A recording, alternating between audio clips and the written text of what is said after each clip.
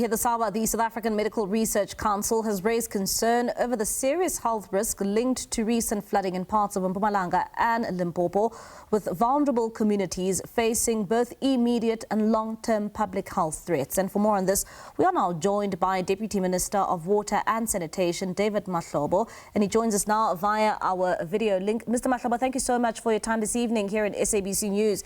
Let's start off here. This report conducted by the South African Medical Research Council, how concerned are you as government? No, thank you so much, Mbali, to all your viewers across the length and breadth of our country. We are very pleased with the work that is done by SAMRC on issues of concern after the devastating floods that engulfed the province of Mpumalanga and Limpopo and other parts of our country. As part of our standard operating procedure as the Ministry of Water and Sanitation, during the issues of flooding, apart from issues of attending to infrastructure damage assessment, ensuring that communities are not affected by the bursting of the dams and so forth, one of the biggest responsibility we have is when there is a restoration of supply of water to many communities, because there will be many impurities where certain wastewater treatment works.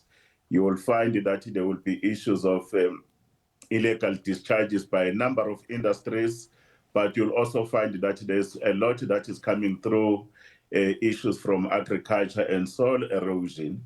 All our departmental officials working with municipalities, our water boards and laboratories in South Africa, we've heightened the issue of water quality testing, because it's the most important aspect. But more importantly, all our water treatment works, we've asked all our municipalities as part of standard operating procedures, when they do chemical dosing, especially at the entrance where there is an inflow of water, they need to increase it. They will also have to manage the issues of the chlorination in their system. Is an important precaution, but more importantly, we must be in a position to communicate those water quality test results to many communities. But some communities, Mbali, you will agree with me, they don't have access to infrastructure. The issues of water and sanitation, hygiene, education, around the issues of boiling of water, giving them those particular sachets, those are some of the most important responsibilities we have. Even if the water has subsided, we must be in a position to continue to have heightened issues of testing of water, because you don't want, like in previous years where we had post-disaster, then there's a new disaster of waterborne disease that will kill many South Africans, including in areas where there's droughts, like in the Western Cape. You go to Knysna, the water levels are very low. You go to Pito, you go to George. Those issues of heightened water quality monitoring are very important, but also civic education. And Mr. Mahlobo, you remind me of the issue that we were faced with in KwaZulu-Natal. Of course, post the floods, there was an issue when it comes to the water and the contamination thereof. And looking specifically at these two provinces that we are now dealing with, which is Mpumalanga and Limpopo, we saw that there was a lot of infrastructure damage. How severe was the infrastructure damage on the water systems in these two provinces? There's a serious damage. It runs to millions of rands, hundreds of millions. Currently, our teams, they're on the ground working with municipalities and provincial governments under the guidance of the presidency. And we have done that particular assessment. But some of the areas, Mbali, will appreciate the roads access were very, very difficult. We have been very delayed around those particular access. I know, for an example, that Mpumalanga, when it comes to water, is more than 300 million they're looking at. Limpopo, more than 500 million. But those are preliminary figures that needs to be dealt with. And National Treasury is working with us in the Interministerial Coordination Committee on Disaster, trying to be able to bring in those particular resources. But we are also assisted by private sector, our water boards, including our Water Use Association. But the other issue of infrastructure damage, you go to Mpumalanga, there are private dams that are there. There's a Sintiaineko dam in Barberton. The dam wall is absolutely gone as we speak right now.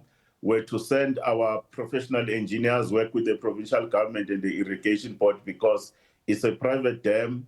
We then had to create a spillway so that the water can flow, because if we never did that, that particular dam would have collapsed. The people downstream would have been washed, but it would have also affected, to a small degree, a Kingdom of Eswatini and Mozambique, and our teams are monitoring that. But all our dams, which are major infrastructure, they're still in good condition. We're more worried about the private dams by agriculture and other organizations. We're monitoring them using technology. But if any dam fails, we'll never hesitate to act, like we acted in Jagersfontein in the Free State when that tailing dam fell, and we opened up the issue of a case. But we continue to monitor that in terms of infrastructure.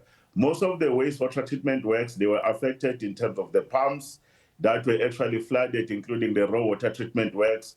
But most of them, they're being cleared up. We're very happy with the progress that is being done, while they are providing water through tankering and other means that are there. But that must also be monitored, that water that gets into the tankering system is a good quality water. And they must be able to actually be transparent and issue the publication. What are the qualities of this water that were given to citizens, even if it's a temporary basis? Yeah, and before I let you go, Deputy Minister, I mean, when it comes to the issues of water in these two provinces, have you received any reports of any contamination? And at the same time, have you seen any issues when it comes to people perhaps getting any waterborne diseases?